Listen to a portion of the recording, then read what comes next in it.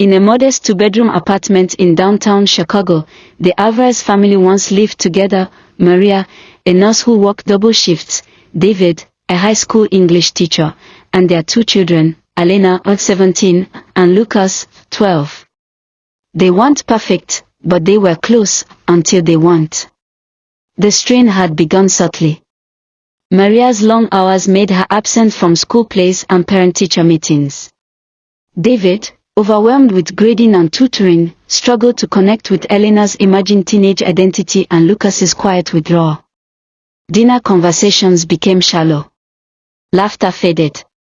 Elena started spending more time out with friends, Lucas buried himself in video games, and Maria and David found comfort in silence rather than confrontation. Then came the night that changed everything. A single argument, sparked by a missed recital and David's growing resentment, exploded into something unrecognizable. Words were shouted.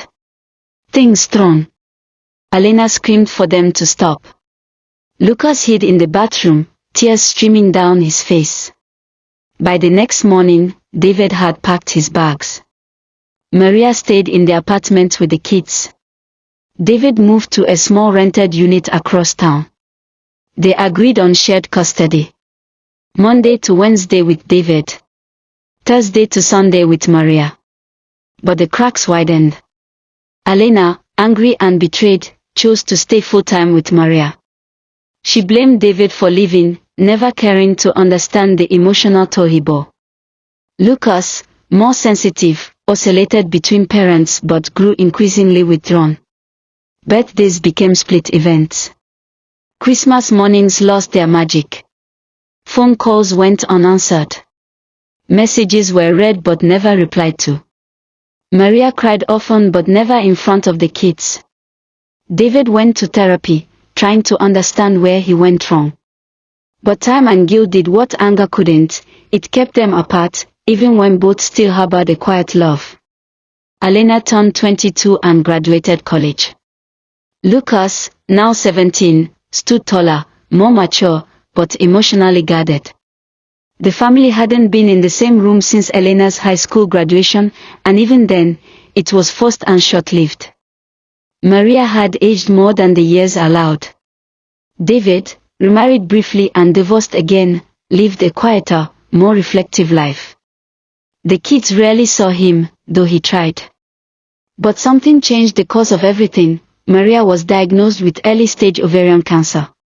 When she called David, her voice cracked. "I don't know how to tell the kids." David drove over that night. For the first time in 5 years, they sat in the same room, not as enemies or strangers, but as two people who had once built something precious. Together, they told Elena and Lucas. Elena cried silently, her emotions colliding: fear, anger, regret.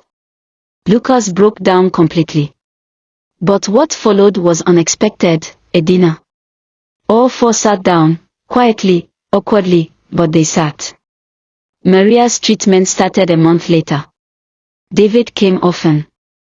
He brought food, took her to appointments, sat with her during chemo. Elena began to speak to him more.